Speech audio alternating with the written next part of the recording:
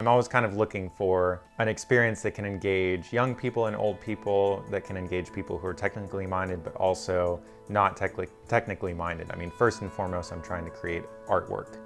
I mean, I love to make prints because there's a lot of control that you can have over the quality and the color and getting something that's really pristine and beautiful. And more in the last 5 years or so, I've kind of shifted towards interactivity and kind of bringing some of those software tools out as pieces of art in and of themselves and letting people interact with them in a similar way that I interact with them, to kind of explore those mathematical spaces.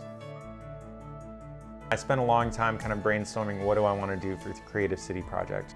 I thought about doing something related to visualizing transportation, because I've done some recent work related to that. I thought about doing something that was more kind of abstract and mathematical, like a lot of my work has been in the past. And then, you know, the idea for this started to form and come up, and I figured that this was the right one to do.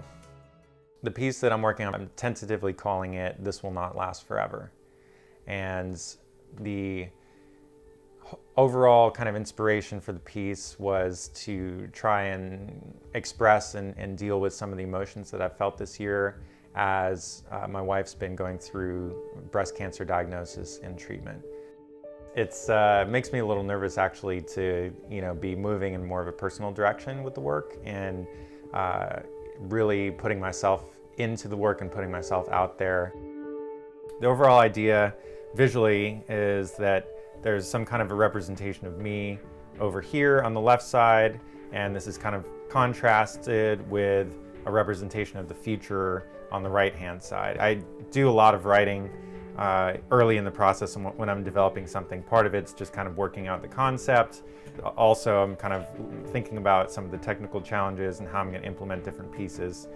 And then I'm also taking like reference photos of the History Center. This is like the physical space I'm working with, and I can start to kind of pre-visualize as I'm brainstorming ideas for how the overall thing is going to come together. When I'm working with computer code and when I'm using the computer as a creative tool, I'm not entirely in control. There's certain things that the computer can do that I don't have control over, and there's certain aspects also of the mathematical algorithms or equations or systems that I'm working with that are outside of my control.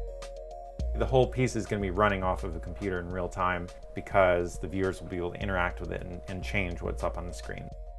So the Kinect can see my body, and this little test is taking the depth image and kind of cutting out my body from it so that I can get this kind of black and white representation of me. So the idea is that the viewers would be able to come up to the piece and see themselves in the piece, and also affect what's going on in the piece in some way, shape, or form.